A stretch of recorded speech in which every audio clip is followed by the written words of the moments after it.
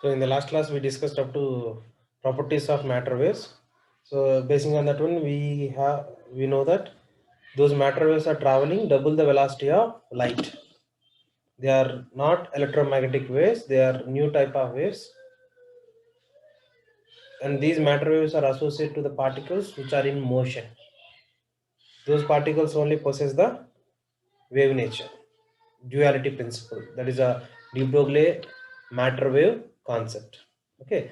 After that, up to now we are discussing about the existence of matter waves theoretically only. Now it is the time to derive the existence of matter wave. That is experimental evidence of matter wave. So how we can say these matter waves exist if the particle is in motion? How we are going to verify? So that verification process is done by the scientists Davison and Germer. They did one type of experiment, and G.P. Thompson did another type of experiment. So in our syllabus we have these two techniques for the verification of existence of matter waves that we are going to discuss here. Okay.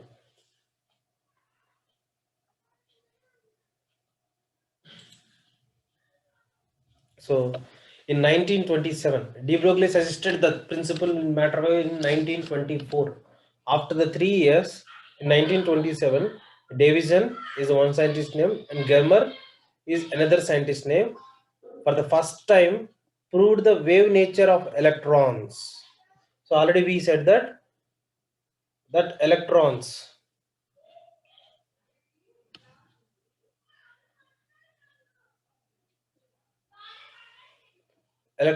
are also called as matter, which is in motion,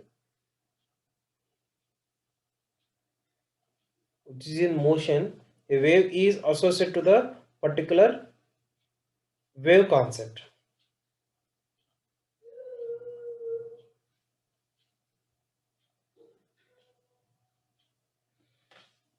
So that verification is going to be done with the Davison and Germer. Basing on this, the basis of this experiment was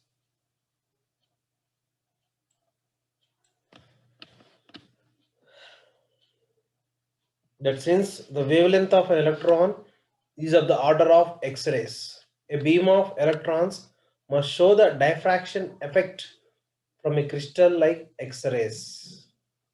ఇప్పుడు ఏమవుతుందంటే X-rays లో మనకి ఎలా అయితే diffraction pattern observe చేస్తామో the same pattern of electrons also exhibiting the same type of nature.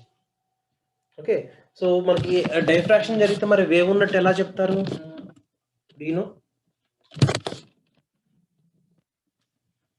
anyone how we can say once the diffraction phenomena exhibiting there, how you can say it is a wave nature?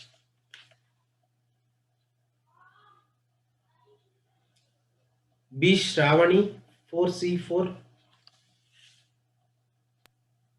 Yes, sir.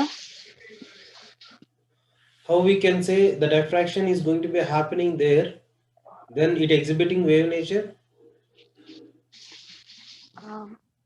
Sir, the diffraction in the process of experiment, um, um,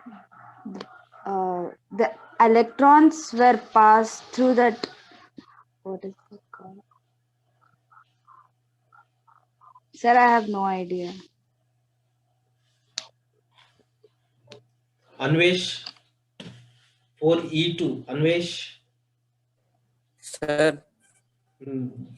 That here the electrons are going to be exhibiting diffraction phenomena. Basing on that, we are saying more or less it is also exhibiting wave nature. How it is? Please give the clarification.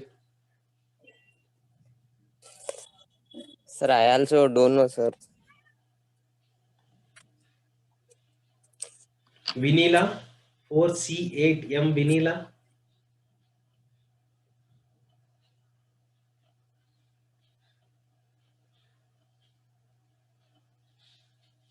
Vanilla, are you there or not? Yes, sir. అక్కడ diffraction phenomena జరుగుతుంది. ఆ diffraction phenomena ఉంటే మనం దాన్ని wave nature అని చెప్తున్నాం. ఎలా?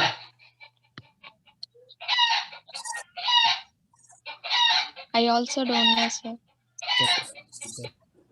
Pratyusha,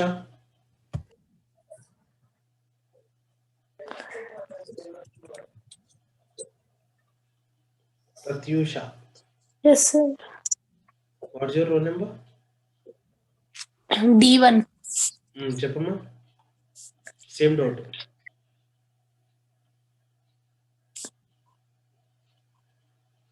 Because wavelength of that particular electrons are order of X-rays, sir.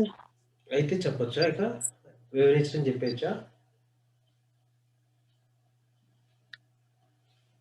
అంటే X-rays X rays are in the form of waves.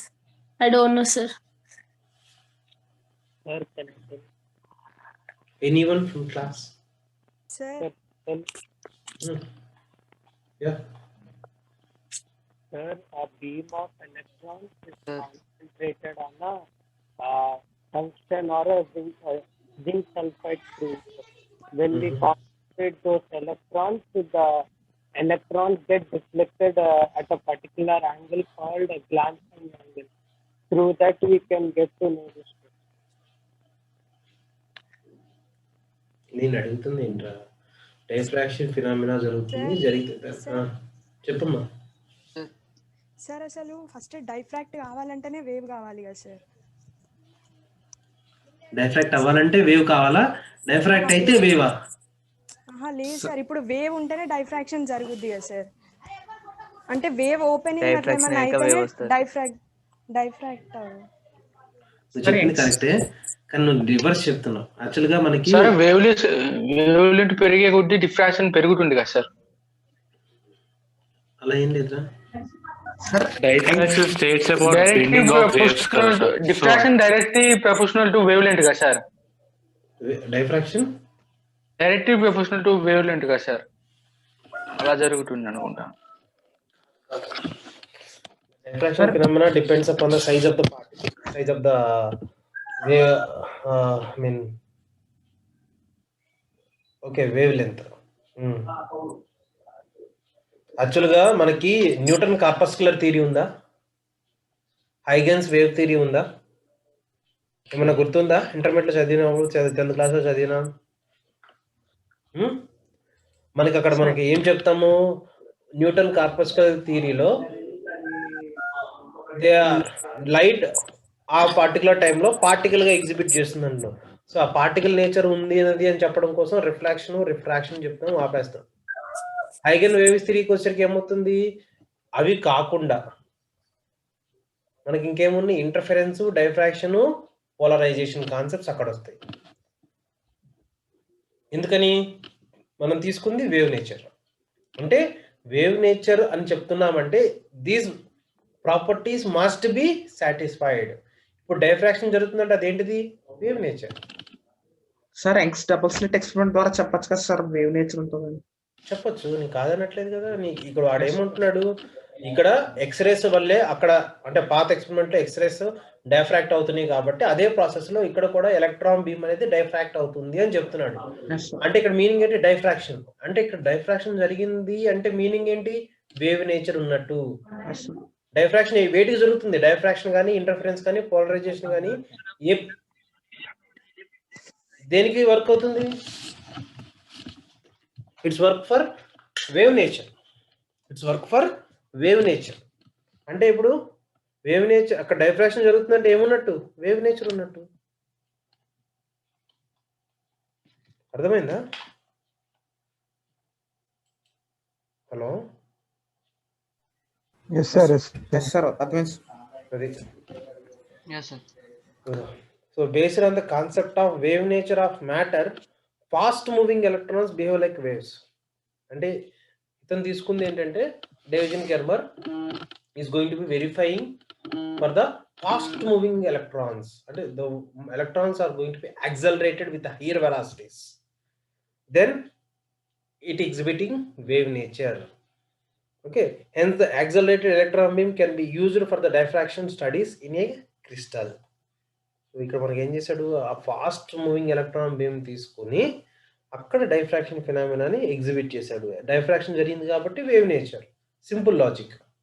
Okay, so here is the total experimental setup. Okay, so this is the high tension battery, this is the low tension battery, and this is the filament. Okay, ఇప్పుడు direct గా filament low tension battery connect చేశాడు. So ఆ low tension battery connect చేస్తే ఇక్కడ filament glow అవుతుంది. Filament glow అయితే automatically it will liberates electron beam. So ఇక్కడ నుంచి ఈ dotted lines electron beam. So ఈ ఎలక్ట్రాన్ బీమ్ అనేది ఒక ఛాంబర్ లోకి వచ్చింది, సి అనే ఛాంబర్. కనబడుతున్నారా? Everyone able to see this diagram?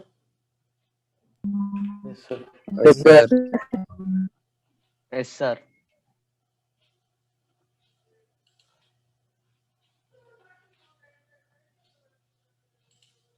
So C అనేటువంటిది యాక్సలరేటింగ్ యానోడ్, అంటే యాక్సలరేటింగ్ ఛాంబర్ అని పెట్టుకోండి, తర్వాత చెప్తాను. Okay, and next these dots traveling through this chamber and again enter into the space. Again it hits a black color target, and this is the nickel target, nickel crystal. It is a nickel crystal.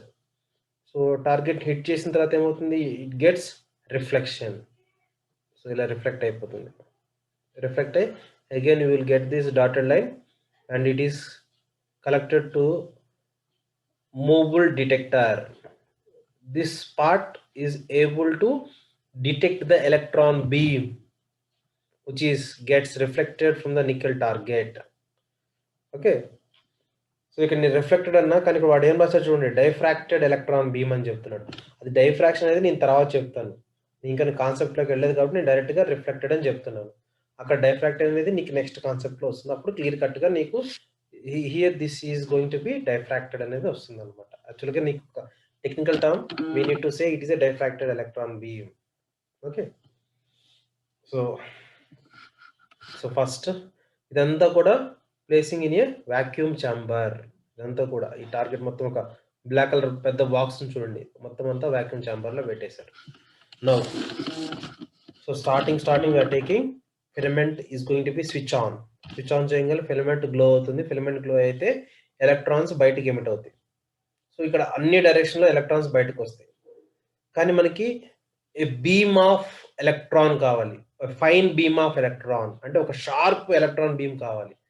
Okay, so that we are going to minimize all the radiations and we can allow only the one fine beam of light ray into the accelerating anode. అంటే ఇప్పుడు నీకు cathode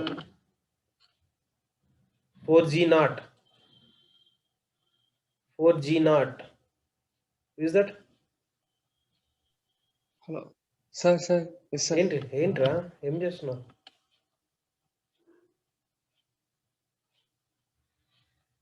so మనకి ఇక్కడ so here from the electron beam electron అంటే cathode బీమే కదా, cathode అంటే నెగిటివే కదా. So ఈ నెగటివ్ బీమ్ అనేది బయటకి ఎమిట్ అయింది. ఇప్పుడు ఎమిట్ అయిన తర్వాత దాన్ని ఇంకా ఫాస్ట్ గా మూవ్ చేయాలంటే ఆపోజిట్ లో ఏ ఛార్జ్ ఉండాలి? యానోడ్ ఛార్జ్ ఉండాలి. అంటే ప్లస్ మైనస్ అట్రాక్ట్ చేసుకుంటాయా రిపెల్ చేసుకుంటాయా? అట్రాక్ట్ చేసుకుంటే. కాబట్టి ఈ ఎలక్ట్రాన్స్ మనం ఇంకా ఫాస్ట్ గా మూవ్ చేయాలంటే again we need to give opposite charge. అందుకోసం నేను ఇక్కడ యాక్సలరేటింగ్ యానోడ్ ఛాంబర్ సి అనేది తీసుకుంటున్నాను. అంటే ఇప్పుడు ఏమవుతుందంటే దీన్ని హై యాక్సలరేషన్ అంటే హై పొటెన్షియల్ డిఫరెన్స్ అని ఇక్కడ మెయింటైన్ చేయడం వల్ల these electron beams is going to be accelerated with higher velocities and those accelerated electron beam can pass through this chamber with a fine holes. So accelerate అయిన తర్వాత ఇదంతా fast గా move అవుతూ ఆ ఛాంబర్ ని cross చేస్తూ బయటకు వచ్చేస్తుంటాయి. So this electron beam is travelling with higher velocity and hits the nickel target, nickel crystal. So ఆ పాత్ లో నేను ఒక నికెల్ క్రిస్టల్ ప్లేస్ చేస్తుంటా. సో ఆ నికెల్ క్రిస్టల్ హిట్ చేసుకొని ఇట్స్ గెట్స్ డైఫ్రాక్టెడ్. అంటే డైఫ్రాక్షన్ అంటే ఏమవుతుంది? డైరెక్షన్ చేంజ్ చేసుకుని మళ్ళీ బ్యాక్ ట్రావెల్ అయిపోతుంది. సో ఈ డైరెక్షన్లో ట్రావెల్ అయ్యి వెళ్ళిపోతుంది. ఓకే, సో ఈ ట్రావెల్ వెళ్తున్నప్పుడు హియర్ వీ హ్యావ్, అంటే ఇప్పుడు ఇక్కడ టార్గెట్ అయిన తర్వాత there also you will have different number of directions. So ఆ కేసులో మీరు తీసుకుంటే నీకు ఇలా వెళ్ళొచ్చు, ఇట్లా కూడా వెళ్ళొచ్చు. అంటే you have movable chamber, movable detector ఉంది చూసారా. సో మూవబుల్ డిటెక్టర్ అనేది ఒక డాటెడ్ లైన్ మీద మూవ్ అవుతుంది చూసారా. So through out this range this detector can able to move. అంటే ఇట్లా యాక్చువల్గా ఇది 360 degreesలో రొటేట్ అవుతుందిరా. ఇలా ఒక సర్క్యులర్ స్కేల్ ఉంటుంది, ఆ సర్క్యులర్ స్కేల్ మీద రొటేట్ అవుతూ ఉంటుంది. It's not confined to particular point. ఎందుకంటే ఇప్పుడు మన డైఫ్రాక్షన్ అయిన తర్వాత లైట్ పర్టికులర్గా అదే డైరెక్షన్లో రావాలని గ్యారంటీ లేదు. It can travel in any other directions. It can travel in any other directions. ఆ పర్టికులర్ కేసులో నువ్వు ఎక్కడ తీసుకోవాలంటే మనకి ఎక్కడైతే మ్యాక్సిమం సిగ్నల్ వస్తుందో, అంటే మ్యాక్సిమం సిగ్నల్ ఎలా వస్తుందో మనకు ఎదురు వస్తుంది. యాక్చువల్గా డిటెక్టర్ ఏదైతే ఉందో దట్ వాజ్ ఏ గ్యాల్వనామీటర్. గ్యాల్వనామీటర్ అంటే ఎప్పుడైతే ఎలక్ట్రాన్ బీమ్ వస్తుందో then it will deflect. Signal రాకపోతే నో డిఫ్లెక్షన్. మనకు సిగ్నల్ ఎక్కడైతే మంచిగా వస్తుందో అక్కడ ఆపేస్తాం. So there you are going to collect all the electron beams in the particular angle. అందుకోసం ఇక్కడ నేను ఒక సింబల్ 5 తీసుకున్నా చూసారా, 5 ఎల్లో కలర్ బాక్స్ లో. Okay, that is going to be angle of diffraction. Angle of diffraction. So ఈ electron beam అనేది collector chamber లో కలెక్ట్ చేసేసుకుంటాం. In that particular position you are going to collect all the electron beams in this particular position after the diffraction. Okay, now right side లో మీకు ఇంకొక dotted చిన్న dots గా పెట్టేసి ఒక లైన్స్ గా డ్రా చేసి బ్లూ కలర్ లైన్ ఉంది ఇక్కడ, అబ్జర్వ్ చేస్తున్నారా? అరే స్క్రీన్ మీద నా యారో పాయింటర్ కనబడుతుందా? ఓకే, రైట్ సైడ్ ఇక్కడ ఇంకొక డయాగ్రామ్ ఉంది చూసారా. Actually this diagram is meant for the nickel target. Nickel target, ఈ నికెల్ టార్గెట్ మీద హిట్ చేసుకున్న తర్వాత మనకి ఆ డైఫ్రాక్షన్ ప్యాటర్న్ ఎలా జరుగుతుంది మనం ఇక్కడ ఎక్స్ప్లెయిన్ చేస్తాం అనమాట. So these are the crystal planes. Nickel అనేది క్రిస్టల్ అని చెప్తున్నాం కదా. ఆ క్రిస్టల్ అంటే ఏంటి? Regular periodical arrangement of atoms. Crystal అంటే ఏంటి? Regular periodical arrangement of atoms. అంటే ఈ డాట్స్ అన్ని కూడా ఆటమ్స్. ఈ ఆటమ్స్ అన్ని చూడండి ఒకే పీరియడ్ లో ఒకటే స్పేస్ లో అన్ని డైరెక్షన్ లో అరేంజ్ అయ్యి ఉన్నాయి. Okay, so these are the planes. ఆ పాయింట్స్ అన్నింటిని కనెక్ట్ చేస్తూ డ్రా చేసిన లైన్స్ క్రిస్టల్ ప్లేన్స్ అనమాట. సో ఇప్పుడు మనకి ఈ blue colour line incident light ray, incident beam. ఇలా ఇన్సిడెంట్ ఈ ప్లేన్ మీద పడిన తర్వాత ఈ ప్లేన్ నుంచి రిఫ్లెక్ట్ అవుతుంది బీమ్, ఇలా రిఫ్లెక్ట్ అవుతుంది. సో అదే యాంగిల్ 5 ఏమనుకున్నట్టు 2 ఆల్ఫా. అంటే దీని మధ్యలో ఒక నార్మల్ డ్రా చేస్తే this normal will split this angles equally. ఆల్ఫాగా స్ప్లిట్ చేస్తుంది. So this is the angle of reflections. Angle of theta అనేది డైఫ్రాక్షన్స్ అవుతుంది. థీటా అనేది డైఫ్రాక్షన్. సో ఈ ప్లేన్ నుంచి ఇక్కడికి ఎంత యాంగిల్ ఉంటుంది? ఇది కూడా అవుటర్ స్పేస్ లో కూడా సేమ్ యాంగిల్ ఉంటుంది. ఓకే, సో ఈ కేసులో ఇది స్పేస్, అటామిక్ ప్లేన్స్ మధ్య ఉన్నటువంటి డిస్టెన్స్ క్యాపిటల్ డి. ఓకే, అది మన నెక్స్ట్ క్లాస్ అంటే నెక్స్ట్ ఫర్దర్ ఎక్స్ప్లెనేషన్ పాయింట్ లో మనం డిస్కస్ చేస్తాం. ఇది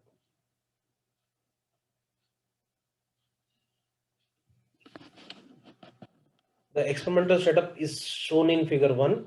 It consists of 3 parts. That is, one is the electron gun, and next one the target setup and circular scale arrangement, and the whole experiment is kept in vacuum. Whole system kept in vacuum.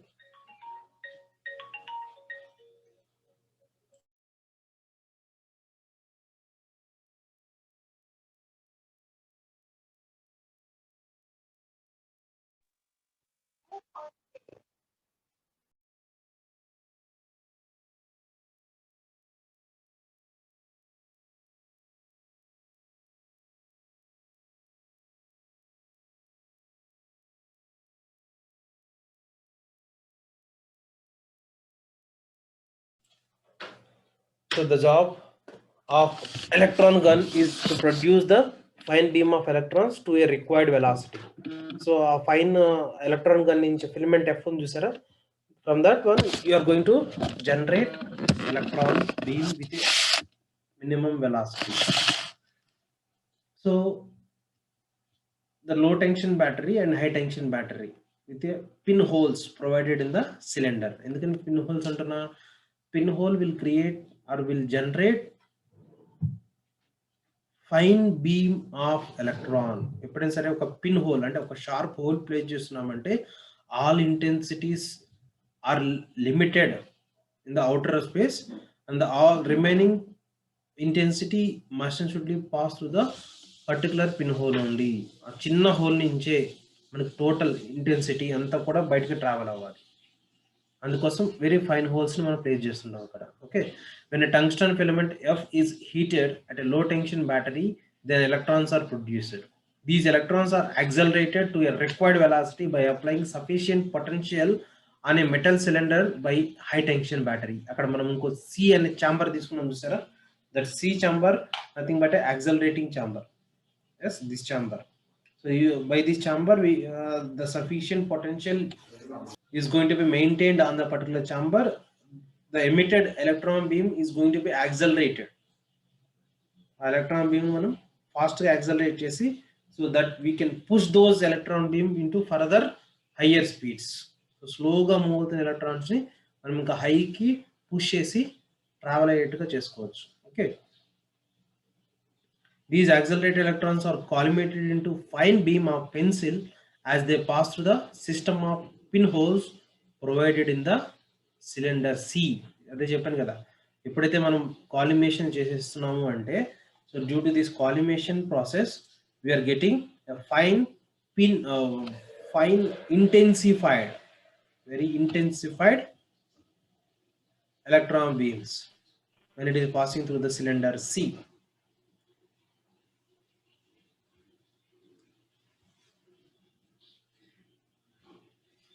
So the target setup helps to get the diffraction pattern. మనకు diffraction pattern జరగాలంటే compulsory target ఉండాలి. So అట్లా మనం target ని place చేయాలి. So it is nothing but a nickel crystal. The fast moving beam of electrons from electron gun is made to incident on the nickel target. The incident electrons are reflected in all possible directions by the atomic planes of the crystal. So in the ముందు ఇక్కడ చూపించాను చూసారా, blue colour dot lines ఇక్కడ ఇది.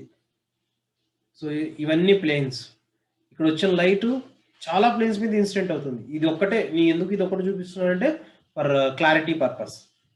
There are so many number of reflections is going to be or diffraction going to be happening with that crystal planes. ఆ crystal plane మీద light పడిన తర్వాత చాలా డైరెక్షన్ లో అది మనకి రిఫ్లెక్ట్ అవుతుంది. సో అయిన వాటిల్లో ఏదైతే మనకి ఫైన్ అనేది ఉంటుందో, ఏదైతే పర్ఫెక్ట్ గా ఉంటుందో, ఆ పర్ఫెక్ట్ సిగ్నల్ మనం ఆ కలెక్టర్ మూవబుల్ డిటెక్టర్ ద్వారా మనం ఆ సిగ్నల్ క్యాప్చర్ చేసుకొని దా వాల్యూని మనం ఫైండ్ అవుట్ చేసుకుంటాం. So in the circular scale arrangement the electron collector is fixed to A circular scale which can collect the electrons and can move along the circular scale. The electron collector is connected to a sensitive galvanometer to measure the intensity of electron beam entering into the collector. అంటే నేను చెప్పాను కదా, అక్కడ మనకి reflection diffraction అవుతున్న తర్వాత ఆ diffraction pattern లో మనకి నెంబర్ ఆఫ్ అవుట్పుట్స్ వస్తున్నాయి. ఆ నెంబర్ ఆఫ్ అవుట్పుట్స్ లో మనకి ఏది పర్ఫెక్ట్ ఏది హైయెస్ట్ అదొక్కటే తీసుకుంటాం. మరి ఏది హైయెస్ట్ ఏది లోయెస్ట్ అనేది తెలుస్తుంది. There we are going to check the intensity of signal. అంటే ఎలక్ట్రాన్ బీమ్ యొక్క ఇంటెన్సిటీని మెజర్ చేయాలి. ఇంటెన్సిటీ మెజర్ చేయాలంటే మనం కలెక్టర్ లో మనం తీసుకోలేం కదా, అందుకోసం దాన్ని గ్యాల్వనోమీటర్ కనెక్ట్ చేయమంటున్నాడు. ఆ గ్యాల్వనోమీటర్ ఏం చేస్తుందంటే it is a very sensitive device to check the electron flow. ఆ వచ్చే ఎలక్ట్రాన్ ఫ్లో ఎక్కడ హైయెస్ట్ ఉంది ఎక్కడ లోయెస్ట్ ఉంది. మనకి నెంబర్ ఆఫ్ రేంజ్, ఇక్కడ మనం వి షేప్ తీసుకున్నాం చూసారా, ఈ వి షేప్ లో ఇక్కడ లోయెస్ట్ సిగ్నల్ ఉండొచ్చు, ఇక్కడ హైయెస్ట్ సిగ్నల్ ఉండొచ్చు, ఇక్కడ మళ్ళీ లోయెస్ట్ సిగ్నల్ ఉండొచ్చు. ఈ లోయెస్ట్ సిగ్నల్ దగ్గర మనకి గ్యాల్వనోమీటర్ ఏమవుతుంది, కొంచెం డిఫ్లెక్షన్ వస్తుంది. హైయెస్ట్ సిగ్నల్ దగ్గర మాక్సిమం డిఫ్లెక్షన్ వస్తుంది. సో ఎక్కడైతే మనకి మాక్సిమం డిఫ్లెక్షన్ వచ్చిందో అక్కడ మనకి మాక్సిమం సిగ్నల్ ఉన్నట్టు, అంటే అక్కడ మాక్సిమం డైఫ్రాక్షన్ ఎగ్జిస్ట్ అయినట్టు ఇక్కడ ఆ పర్టికులర్ యాంగిల్ దగ్గర అనేది. అంటే ఆ మూవబుల్ స్కేల్ మీద మనకి స్కేల్ యాంగిల్స్ ఉంటాయి అన్నమాట. ఆల్ఫా అనేది ఎక్కడ తీసుకున్నాం, 5 అనేది ఎల్లో కలర్లో ఉంది 5, అక్కడ ఉన్న స్కేల్ రీడింగ్ బట్టి మనం తీసుకుంటాం. అంటే ఆ పర్టికులర్ యాంగిల్లో మనకి మాక్సిమం సిగ్నల్ వస్తుంది, మిగతా యాంగిల్స్లో తక్కువ సిగ్నల్ వస్తుంది, తక్కువ ఇంటెన్సిటీ ఉంటుంది అనేది ఆ మూవబుల్ స్కేల్ మీద ఒక రీడింగ్ సిస్టమ్ అనేది ఉంటుంది. ఆ సిస్టమ్ని మనం చెక్ చేసుకొని దాన్ని బట్టి ఆ వాల్యూస్ తీసుకుంటాం అక్కడ.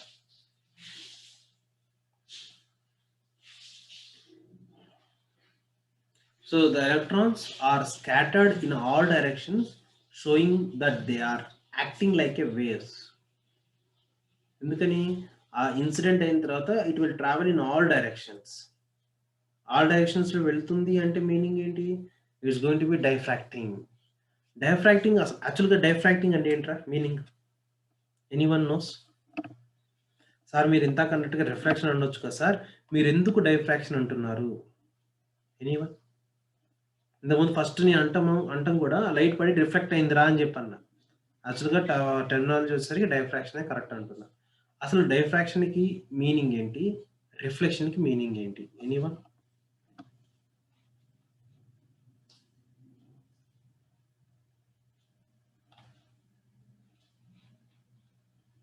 ఎలా ఉన్నారా? ఎవరు లేదా క్లాస్లో? I'm only speaking with my self. అవునా?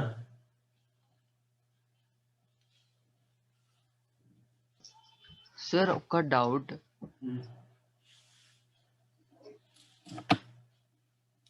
చెప్పు అక్షర్. సార్ ఇందాక మీరు చూపించిన ఆ డయాగ్రామ్ ఏదైతే నిఖిల్ ఉందో అది ప్లేన్ ఆఫ్ లైన్ అనేది ఎప్పుడు డయాగ్నల్ గా కన్సిడర్ చేయాలా, ఎలా అయినా కన్సిడర్ చేయొచ్చా? అంటే అది ఆ సిస్టమ్ వాడికి తెలుసు కాబట్టి వాడు అలా డయాగ్నల్ గా తీసుకున్నాడు. అంటే ఇది సేమ్ ఎక్స్రే దాంతో రిప్రజెంట్ చేస్తుంది కదా, అది కొంచెం సేమ్ డిఫరెంట్ గా ఉంది. సో అందుకే అది డయాగ్నల్ గానేనా అలా కూడా కన్సిడర్ చేయొచ్చు అని అడిగి. అలా కూడా తీసుకోవచ్చురా, అలా కూడా తీసుకోవచ్చు. కానీ ఎందుకు అలా తీసుకున్నానంటే మనకి ఇప్పుడు నీకు యాంగిల్ తెలియాలి కదా. ఇప్పుడు అక్కడ యాంగిల్ ఆల్ఫా అని రాశాను కదా, యాంగిల్ ఆఫ్ డైఫ్రాక్షన్. సో అదైతే నీకు ఇప్పుడు క్లారిటీ ఉంటుంది అన్న ఉద్దేశంతో నేను అలా తీసుకున్నాను అనమాట. నువ్వు అలా కూడా తీసుకోవచ్చు. తీసుకుంటే ఏమవుతుందంటే మళ్ళీ నీకు యాంగిల్ రిప్రజెంట్ చేయడం కొంచెం టిపికల్ గా ఉంటుంది, ఓకే సార్, క్లమ్జీగా ఉంటుంది. అందుకోసం ఆ క్లారిటీ కోసం నేను ఇలా తీసుకున్నాను. Okay sir.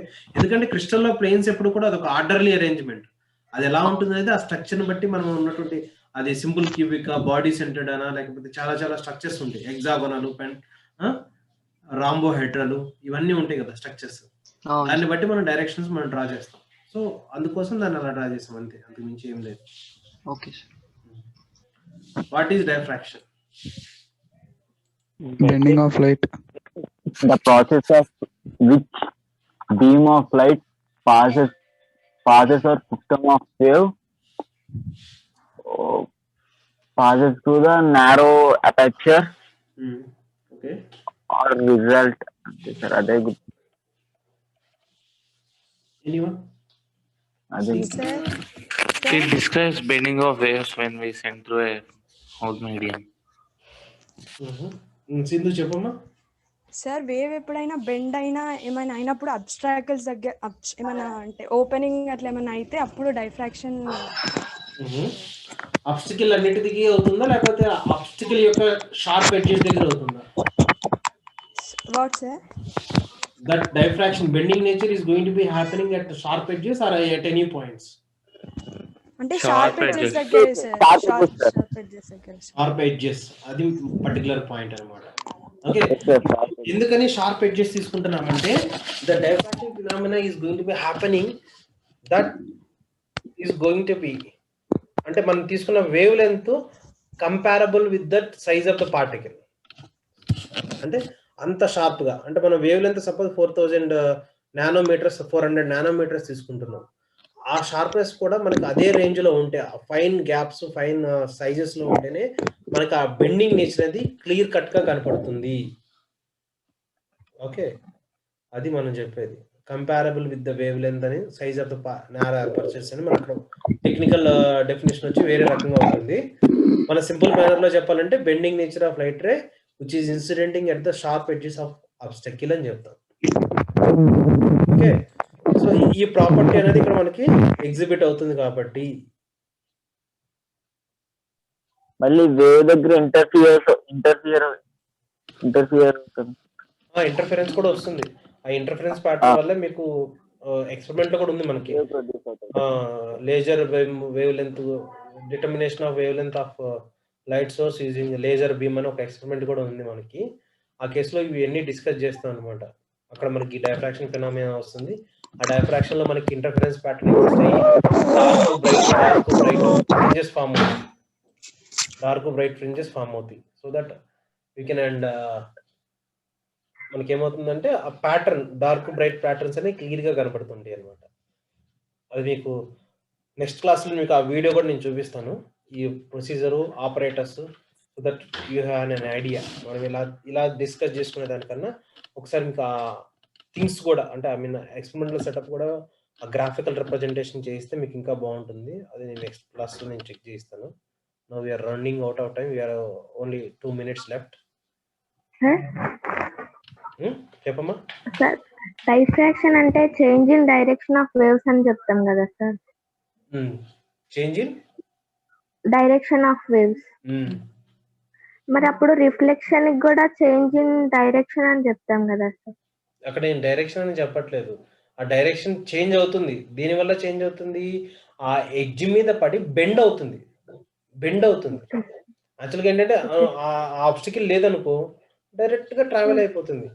ఎప్పుడైతే నీకు ఆ పాత్లో ఒక షార్ప్ ఎడ్జ్ అనేది ప్లేస్ చేస్తే, ఒక ఆబ్స్టికల్ షార్ప్ ఎడ్జ్ ఉన్నట్టుండే ఆబ్స్టికల్ ప్లేస్ చేస్తే అది స్ట్రైట్ గా వెళ్ళకుండా కొంచెం బెండ్ అవుతుంది. కానీ బెండ్ అయినా యాక్చువల్గా మనకి రిమైనింగ్ ఏరియాలో మనకి ఏం రావాలి, డార్క్ షాడో రావాలి. కానీ డార్క్ షాడో వస్తుందా? లేదు. కొంత లైట్ అనేది ఎగ్జిబిట్ అవుతుంది, అవునా కదా? Okay sir. అది ఈ ప్యాటర్న్స్ అన్ని కూడా మనం కన్సిడర్ చేసుకోవాలి.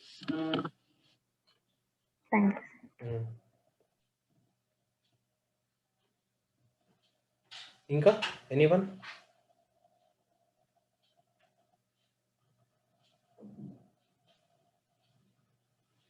సో ఇంతవరకు ఓకేనా?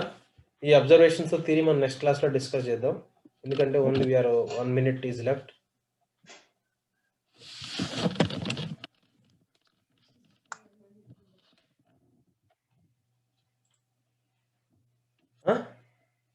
ఓకేనా?